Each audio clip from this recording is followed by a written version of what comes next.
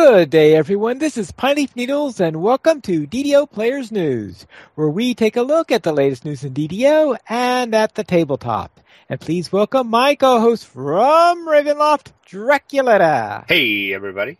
And welcome back, or should I be welcome back? Or I gotta say, I think you should be welcome back, probably.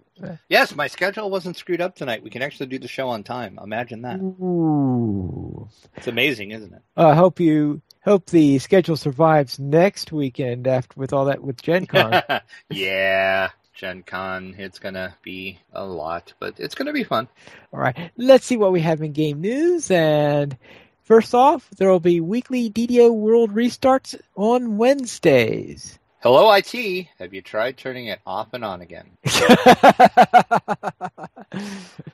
Yeah, sorry, I couldn't refuse not to do that joke.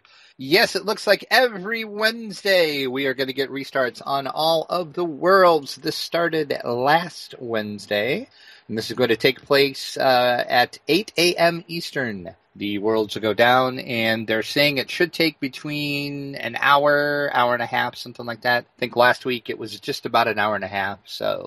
And another thing to note is that after the worlds come back up, your ship buffs are going to be gone for a while. It takes a while for them to repopulate. So don't expect to hop right on the server right away and go on your ship and get buffs. Nothing's going to be there yet. You didn't lose anything. It just takes a while for everything to repopulate. So please keep that in mind, because every time there's a restart or there's a patch and the servers come back up, people freak out. Oh my god, everything is missing off my ship. No, it's not. Give it time.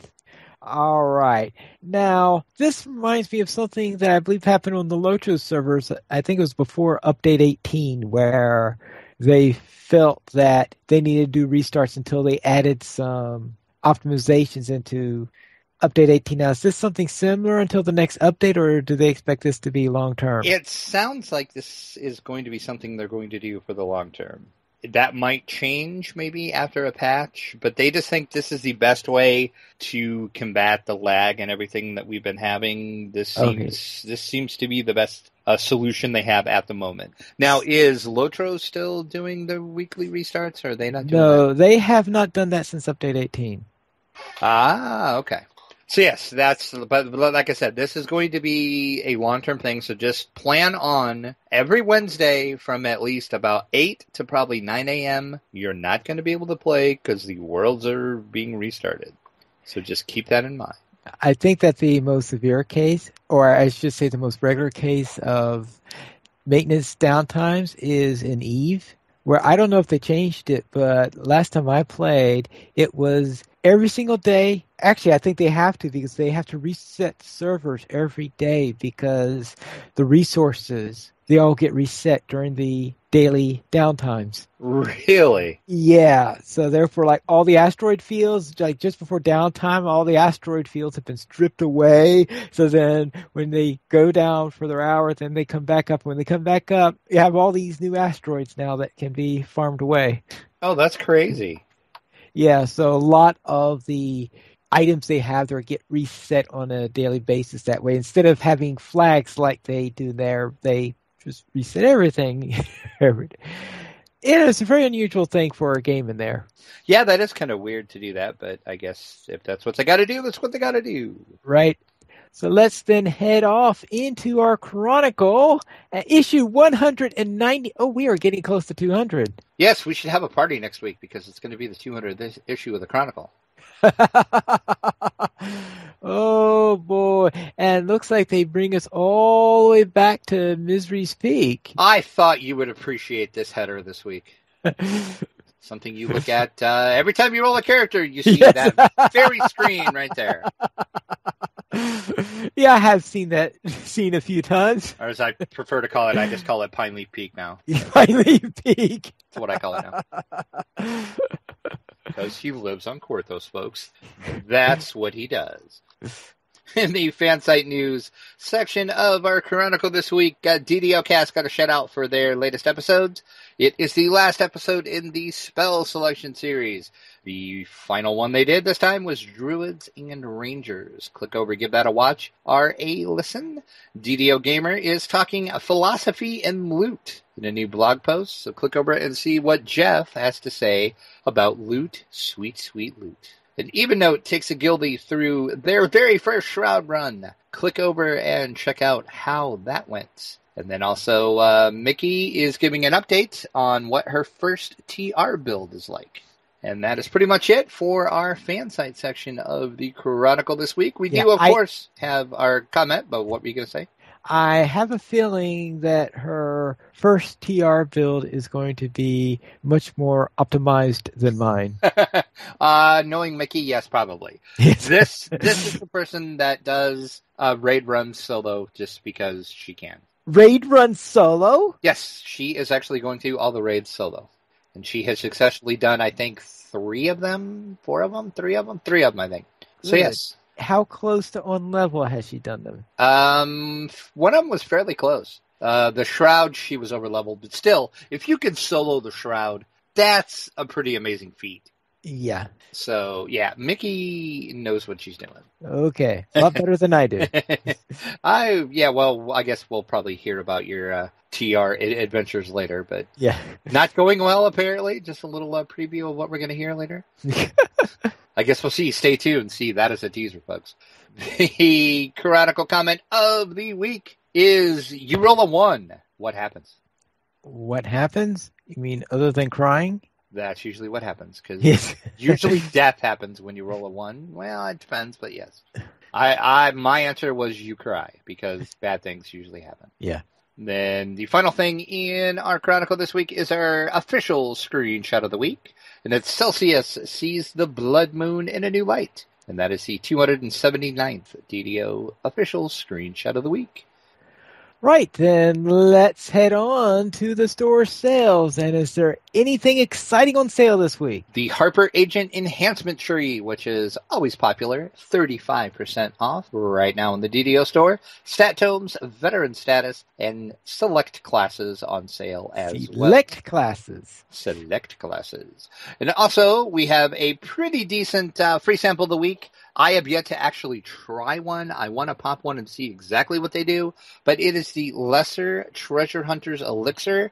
You will get 1 elixir when you use the coupon code TreasureHunt1. And that is 1 code per account, so choose wisely. Once again, that coupon code, TreasureHunt1.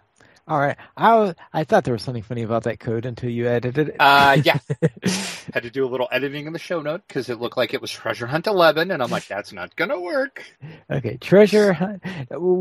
Hopefully we could remember this when we convene on Wednesday. Yes, because I do want... No, actually, we're not convening on Wednesday. That's right. It's Gen Con, so I have to remember to go and convene myself. And you are on your own, sir. Okay. I'll have Remember to use your code. Choose wisely because it's 1 per account, so choose wisely. All right. I'll have to log in and wisely choose my code. All right, then let's head into what's coming in from the dungeon. And Force Grey, Giant Hunters, Episode 3, Frost Giants in the Swamp? In the swamp. Why is a frost... Exactly. That's what I was going to say. Why is a frost giant in the swamp? Watch the episode to find out. And I have to say, now, this is going to sound weird to say this because they're only on episode 3 of this series, but this is the best episode ever so far. They are finding their stride with this episode. This keeps getting better and better. There is a giant, so we actually get to see a giant now. There may or may not be combat involved. I'm not going to spoil it. Right. So check it out. Episode 3 of Force Grey Giant Hunters. And I do have to bring out the parental advisory warning again because there was some language in this episode. Some language, and I have a feeling you mean something other than normal English. Correct. There was a few F-bombs thrown around. All right, then let's head into the Storm King's Thunder miniatures coming from Gale Force 9. Okay, now, who among us, raise your hand, if you had no idea Gale Force 9 was going to bring out some new miniatures, didn't think anybody was going to raise their hand. We knew this was coming. This is what Gale Force 9 does. Yes, they have now announced. I just created a new word. I speak English good. Let's try that again. They have announced a new set of miniatures that are going to come out with 3 giants, the Storm, Frost, and Fire. Just like all the other miniatures in the Gale Force 9 series, they're going to be limited to 1,500 pieces only and carry an MSRP of $50. And the Storm Giant Royal Guard is the first one that's coming out, and that's coming out in August. And that is the one that we actually had some previews on. And I did show you the painted and unpainted version.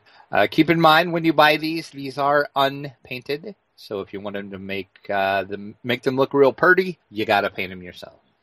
Right, then let's head to the Storm King's Thunder Dungeon Master screen coming from Gale Force 9. Again, no shock. We knew this was coming. Didn't know when. Now we know when. Yep, they are going to have, just like they did for the last... Well, actually, everything that has came out for 5th edition so far, there's been a Gale Force 9 Dungeon Master screen. So yes, you can get one that has giants all over the cover. The front cover of this looks pretty amazing, actually. And then, of course, on the inside, the side that the DM is going to see, you got a map, you got charts that you'll need. Pretty handy thing for DMs. And this is actually up for pre-order right now on the Gale Force 9 web store with a retail price of $15. All right, that's a little bit less than the cost for the miniatures. Yes, yeah. Well, and those miniatures are really well produced, though. If you actually see one, because I have looked at one in a local game store before, they're really well produced miniatures. So I can see why they're $50. But I don't get into miniatures. I've never really played with miniatures at all, so that doesn't do a lot for me. But they do make darn good miniatures, though. Right, then let's head into Watch Acquisitions Incorporated live from PAX West in select theaters. That's right. You can go to your local movie theater and watch people play Dungeons & Dragons. Okay. If you don't want to watch it at home, because they do Twitch this, you can go to the movie theater and watch Chris Perkins and the gang from Acquisitions Incorporated as they do their live PAX West AI show. It is on September the 4th, which is a Sunday, and this is the first time ever they have actually done this. On Friday, August 5th, you'll be able to go on the official website for this and get your tickets, and you can also find out then what theaters are going to be showing it. Well, I would hope you know which theaters are showing it before you buy your tickets. Yeah, I can't believe they're not telling you that now. They're going to wait until tickets go on sale before they tell you what theaters it goes in. But how can I say this nicely? Why would you want to do this? I don't know.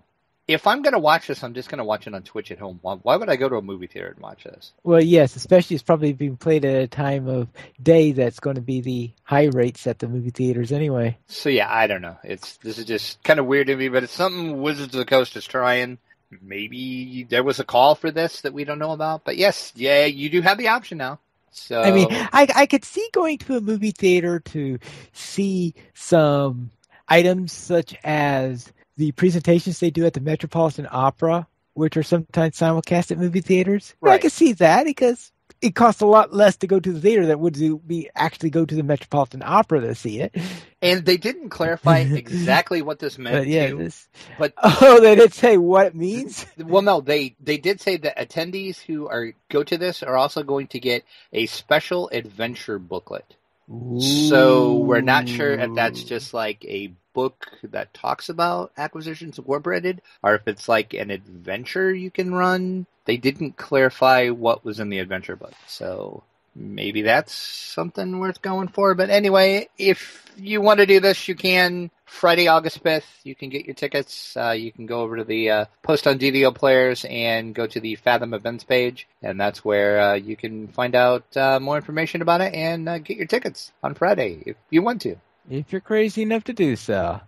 And now let's go to Gary Gygax's estate, who partners with Transformers producer Tom DeSanto. And where are they partnering for? This is just a weird, bizarre story. This actually was announced on Gary Gygax Day that we just celebrated. Of course, if you're not familiar with what that is, we celebrate Gary Gygax's birthday because he created the Why game not? that we love, you know? So, hey, that's what we do. So the estate, which is basically his wife, who owns all of the works of Gary Gygax, other than the stuff that Wizards owns for D&D, announced that they partnered with Tom DeSanto, who, as you said, he's best well known for being the producer of the Transformers movies. What this means, we don't really know. Mr. DeSanto did say Gary Gygax is one of those names that belongs alongside George Lucas and Gene Roddenberry as storytellers whose influence reached around the globe and through the generations. I am very excited to work with Gail, who is Gary's wife, and honored to bring these new universes to the global audience in a way that Gary captured hearts and minds of the planet with Dungeons and Dragons. Well, but is it going to have a World of Greyhawk movie or something?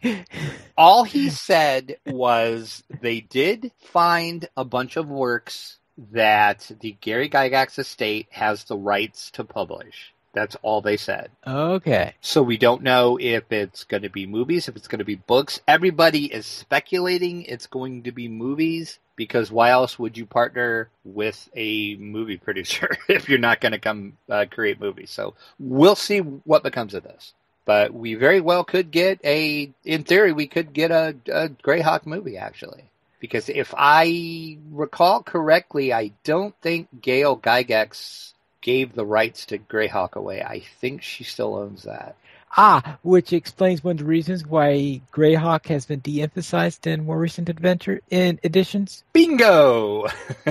Yes, because something tells me, I'm not disparaging Gail Gygax in any way when I say this, but something tells me she wanted a lot of money for people to use Greyhawk. So I guess we'll see. You know, we might get new adventures too, because, 5e does have the open gaming license. Oh, yeah. All right. So I guess we'll see, but this is just kind of one of those weird stories. Now let's head to Cubicle 7, who has announced an Adventures in Middle-earth Player's Guide, which is coming for 5th edition. That's right. If you wanted to play in Middle-earth using 5th edition rules, then this is the product for you. Yes, we did tell you about this a little while back, that Cubicle 7 was going to do this, and now they have kind of laid out some more of their plans for it. The first book, as you said, will be the Player's Guide, which does make sense. And I think this is awesome they're doing, and this is all thanks to the aforementioned open gaming license that we talked about. This is allowing them to do this. So the OLG is good for our game, folks. Very good. So this is sort of like combining DDO and Lotro into one small package. That's right. That you play on your table. Imagine that. Yeah. This is pretty cool, actually. And this is also based on the One Ring RPG. It's going to be written by the same person that wrote most of the One Ring stuff. It is using the 5e rules, though. So if you love the One Ring RPG and you love 5e, this is going to be right down your alley. And I have to say that the cover art for this book looks freaking amazing. Gandalf just looks awesome in this. And if you watch the YouTube version of this, you'll know what I'm talking about because it's going to be on the screen. If not, go over to the website and you can see this post and see this awesome cover art for this book. And for those of you that are attending Gen Con in, I guess I could tell you how many hours, but I won't get that specific at it. Cubicle 7 will actually have some samples of these to peruse at their booth. Ooh. So you can get a look at it, and I am going to have a little chat with them about this and some of the other things they got coming up. So look for that soon. It sounds like you are one of the more appropriate people to do it. Imagine how that worked out. Yes. All right, let's see what's on the tabletop, and I have a question for you. And I probably have an answer. Yes. What is more weird than exploding kittens? How about Imploding Kittens? Whoa! Yes, the first expansion for the ever-popular Exploding Kittens card game, which, if you guys haven't played Exploding Kittens, do yourself a favor and play it. It's awesome. It's amazing. It's basically Uno, but it has kittens that explode, so it's great. All you need to know. Yes, the Imploding Kittens is the first expansion. It's coming out in October. It's going to add 20 more cards to your Exploding Kittens core deck, and it will also raise the player count from 5 to 6. But please note, this is not a standalone game, and it will require the core Exploding Kittens deck to play. It is a true-on expansion. So you will implode and explode your kittens. Oh, poor kittens. Hopefully not at the same time, because that would get messy. That will get very messy. All right, then let's see what Fantasy Flight Games is up to. I've heard that they have announced a new edition for their Doom the board game. It's Doom, Pine Leaf. There's Doom everywhere. Doom. And this, of course, is based off of the video game of the same name. You are going to fight some demons in space. I would expect it to do that, or at least on moons like Phobos and Deimos. That will probably be in there too. Yes. But the interesting thing about this version, other than the older version of the game, is one player of the game is going to assume the role of the invader. You are going to be commanding the legions of hell in an attempt to terminate all those little marines that are coming in to try to stop you. Mm-hmm. And we talked about this during pre-show, but does anybody want to take bets on when the app for this comes out? You know it's coming. We'll need a poll for when they we will. Announce the app for it to take over the role of the invader. Yeah, when is the Doom app coming out? Yes. Over, under, I say soon, but we'll see. We'll see. So let's then head to Asmodee and Monolith, who set up to unleash Conan the board game. Another Conan the board game. Finally, they're unleashing Conan. Unleashing it. So, and this is about writers of Sherlock Holmes, or? Yes, as a matter of fact it is. Okay. Of course, everybody knows that. We're just kidding. This is about Conan the Barbarian and all of the works of Robert Howard. This is a Overlord-style game of adventure for 2 to 5 players, and this is going to be packed with plastic miniatures. And then this, if you remember, was a hugely, crazy, wildly popular Kickstarter that earned just about $2.5 million. Whee! And then promptly nobody heard anything about. Everybody was beginning to wonder, hey, is this game ever actually going to come out or what? Well, it looks like Asmodee is actually going to team with Monolith to get this in the hands of players, with Asmodee, of course, handling the distribution of the game. And Asmodee did say that the Kickstarter backers will get their games first, and there will be no retail sales until all Kickstarter pledges are fulfilled, which I applaud them for that, because I don't know how many times I've read stories, and it even happened to one of my friends, actually, that they pledge something on Kickstarter, it kickstarts, and then you go to Gen Con, the game that you kickstarted that you do not have yet as a Kickstarter backer is for sale at Gen Con. Yeah, that does happen sometimes. Yeah, so I think this is pretty cool that they are saving this for the Kickstarter backers. And 45 tiles, 9 custom dice, 74 plastic miniatures, 4 heroes, sided boards, and a ton more things in the Conan game. This does carry a hefty little price tag with it, though.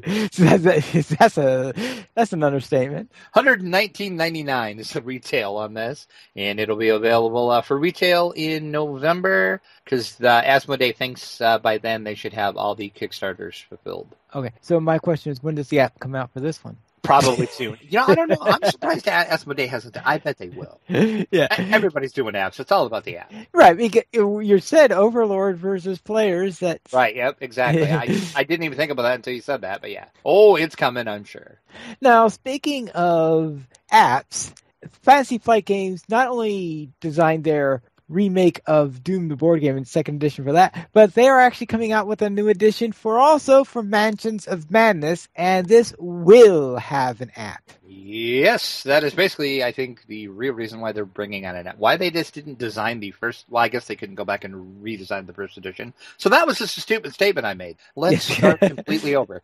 Why, yes, they're bringing out a new edition of this to include an app. And, of course, with the app, you can play it solo then, because you can let the computer or your phone or your iPad, whichever you choose to get. Devour you, exactly. Yeah. And this, of course, is based on Cthulhu, the Lovecraftian mythos, if you did not know. Yes. I will have to rewatch the Mansion of Madness playthrough on Watch It Played, or pre-Watch It Played, I guess, technically, and see what it's like so I could decide whether or not I'll spring for it.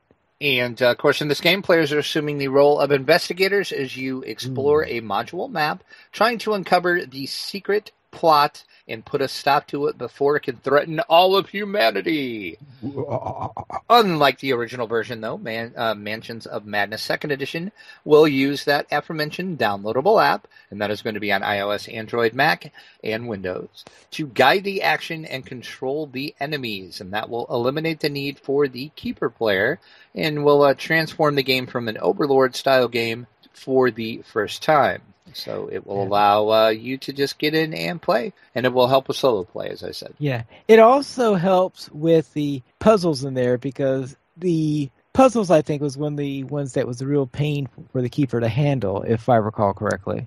I don't know. I have never actually played this game, so... As I said, all I've done is seen the Watch It Played from a couple years back, yeah. And this course is for 1 to 5 players. They say it could take about 2 to 3 hours to play, so block out a little block of time to play this, folks.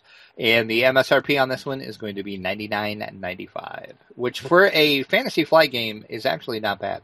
Now, one of the things that I have heard concerning this game is that the characters and monsters are on there are not exactly the same as in the first edition, and that there will be means of, so that it's sort of like mixes can be used to mix with the first edition pieces rather than being one that will just have all the same stuff in it. Yes, and they are going to include a conversion in the game. So if you do own the original edition, you can convert your monsters and tiles from the original edition to be compatible with this edition, which is kind of nice of Fantasy Flight to do, because they did not have to do that at all. They could have just sold a little pack that recreated everything in the first edition and say, here, buy this to play this. But they're just saying, you bought this, this is how you can convert your old edition. Oh, they will still have the thing to sell parts of the first edition for those people who don't have the first edition, because... Well, of course they will. I've heard rumors...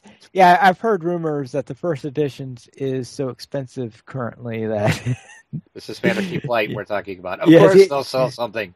Yes. God love them, but of course they will. All right, let's head into our week in gaming. And Drac, what were you up to? I was up to a lot of stuff on my rogue, who was level 9, which is now level 10. Ooh. If you will remember from last week, for those of you that listen to the show, Pineleaf, this will be news to you. I don't think you listened to the podcast, so... I was trying to get from 9 to 10 because this is the character that I'm playing with my friend, who the last time we played hit level 10, and I was only level 8. And we were still trying to... I'm like, how did you get so far ahead of me? And we determined it was the daily dice. He had some really lucky rolls and got a lot of experience on daily dice. But anyway, so I had to get from 8 to 10. So last week I got from 8 to 9. So now I got from 9 to 10. Amazing how that works out. So I was running stuff in House Fjarlin. I was running everything on Elite. I did a small problem, Party Crashers, the Snitch, Under the Big Top, the Church and the Cult, and the Tear of Darkon. And I just have to say, for the record, I always forget how much I dislike a small problem until I do that quest. Because you were suggesting that we try it last week. I know. And then I get in that quest and I do it, and I'm like, oh, it's this quest. Yeah, because I say, you're trying to talk me into doing it or something like this. No, I think I'll skip that. Yeah. Finally was having none of the small problem. Yeah. So after that, I still needed about half a level, and I'm trying to think, what can I do to get this? And I'm like, Tangleroot Gorge. I haven't been there forever, so I jumped in there and I did the Assault on Splinter Skull quest chain. So I did the Seeking Chef Ungaroos, which I probably just totally botched that name, but that's how I say it, is Ungaroos. And then I did First Strike, the Hoblin's Captives, Yarkok's War Plans, Whisper Doom, Spawn, The Deadly Package, Stronghold Key, Agents of Dargal, Doom of the Witch Doctor, The Way of Zulkalash, and Zulkalash Herald of Woe, and I did everything on Elite, because I was trying to maximize that experience. Maximize. Which actually it worked, because I did get to level 10. Okay. And I forgot how much I liked those. I like this quest chain a lot, and I always forget about Tangleroot Gorge, and I usually never ever do it, because I always forget about it. You gotta remember, I think we need to remember it for when we do our next meeting. Yes, I love this quest chain. I love this area. Fun quest chain. And I did manage to get to 10, so I did what I needed to do. Okay. Then the only other thing I did was what I did with you, which I will let you talk about, because that's all I did this week. That was a lot. It took me forever. There's a lot of quests in that chain, but they're fun. And I still have the final one to do yet. Very well. We returned to Sorrow Dusk Isle. In the Temple Outpost, we did the Captives of the Cult and the Libram of the Six. Then we went to the Fane of the Six, where we cleansed the temple and had the fall of the prelate. And that's all we did together. Then on my wolf lock, I went into the harbor where I did Derek's Got a Secret, recovering the lost tome, Garrison's missing pack, stop Hazardill's shipment, retrieved the stolen goods, and then went to the marketplace that did Missing in Action and the Sunken Sewer. Then on my human monk, the one that used to be an artificer, I just did a couple of Korthos Island stuff where I went around the landscape and then took care of a giantish device on there. Ooh, I like how you skirted around that finally. Well played, sir. Well played. I had it ready to go, too. You had it all ready to go, yes. And then on my Dwarf Warlock, I did part 2 of the temple, and I'm pretty sure I lasted longer against Zuggetmoy this time than I had done before. Of course, the result was still the same. Squish. So how long did you last? I think I lasted at least 3 minutes in there. Wow, for you, that's pretty amazing, actually. Yeah. Of course, it could be that it just felt like 3 minutes. But It was only 30 seconds, but man, it felt like 3 minutes. Right. But yeah, I'm pretty sure that was... It was definitely one of my longer survivals of that. Certainly wasn't the one where, okay, you're in, boom, which has happened on a couple of occasions. But yeah, I just can't win. I guess it's that constitution for the dwarf that might have helped or something like that. But now I guess it's on to the next race, whoever's after the dwarf. I'll have to see. We'll find that out next week. We currently have 27 supporters on Patreon, and if you would like to help support DDO players, simply go to the donations page where you can support the Players Alliance on Patreon. There you'll find rewards, including a mention on the podcast of your choice, or even be a guest with us on an episode of DDO Players News. We did not have any iTunes reviews, but we would just love your support. But we do have a featured comment from Moke Taskmaster. What did he say? He said a lot, actually. Apparently so. So pull up a chair, grab a drink, and let's find out what he has to say. And this, of course, as you said, was on the Conan board game post I put up. He said, hey, I backed this original Kickstarter. Then he provided the link for the original Kickstarter. And was torn. Back in February 2015, I had a choice. Either Conan or Blood Rage. I had a friend who backed Blood Rage, so I chose Conan. February 2015. Turns out, Blood Rage funded and was somewhat ready by Gen Con 2015. I say mostly because I was one of the very few fortunates to pick it up at Gen Con without any of the Kickstarter exclusives, and ticked off lots of Kickstarter backers, my friend included. All in all, Blood Rage turned out amazing. Yes, I wish I had the exclusive, which came with the backing of the Kickstarter, but oh well. That said, the Conan Kickstarter would be ready. They said the Conan Kickstarter would be ready by October 2015. Nope. they didn't make it, and missed many other release dates they set. So many that they even stopped setting release dates. I'm still very excited for this game, and I hope it is nearly as much fun as Blood Rage is, making the length of time waiting palatable. One thing that is odd with this press release, though, is they're not showing very many of the included 74 miniatures that you get in the base game. The images they do show are the same images from the Kickstarter campaign, which is a little worrisome. I know that I backed it at a level that has a lot more miniatures than just the base game, so I sure hope they come through. And Widow Whaler left a comment on an expansion for DDO coming in 2017. Planescape would bring back a lot of players. Would also like to see an alternative to Korthos Island. Maybe kill two birds with one stone? Yes, I mean new 1 to 5 level adventures. That's not a bad idea, actually. And interesting enough, of course, is that Korthos was designed to be an alternate to starting in the harbor. Yeah, exactly. But I really like this idea. That's not a bad idea. And Planescape would be awesome, because Planescape was just plain awesome. And Ted Snyder left a comment on top 6 most anticipated games at Gen Con 2016. Naked Doom? Must now investigate this meta arcade. Thank you. You're welcome. I don't even want to think about that. Left for interpretation, Pinely. Yes. If you would like to email us, you can send it to podcast@ddoplayers.com. You could also follow us at Twitter, the Players Alliance @PlayersAlly, DDO Players @DDO Players, Draculetta @Draculetta_72, Pineleaf @Pineleaf Needles, and you could join our Steam group. The Players Alliance has 5 live shows every Monday at 8:30 p.m. U.S. Eastern Time. We have DDO Players News. On Thursdays at 9:30 p.m. U.S. Eastern Time, we have XP Quest, and there is an ish on there, meaning give or take a little time there. I was going to say, no, come on, it says 9:30-ish. Yes. Every Saturday at 8:30 p.m. U.S. Eastern Time, we have Locho Players News. Every other Saturday after Locho Players News, we have Tales of the Free Folk, but right now, Tales of the Free Folk is between seasons, and we expect them to be returning in early September, I believe. Late August, early September. I have to double check on the date on that. And on the last Friday of each month at 8:30 p.m. U.S. time, we have Locho Academy After School. You can join us for live shows at ddoplayers.com/live. And also, please don't forget that our 2016 Gen Con coverage will be starting this Wednesday, so look for updates from the show and interviews and previews of games. And be sure you're following us on Twitter and in Periscope. And that is all for tonight. This is Pineleaf Needles reminding you to skirmish responsibly. Oh, good grief. Quest responsibly.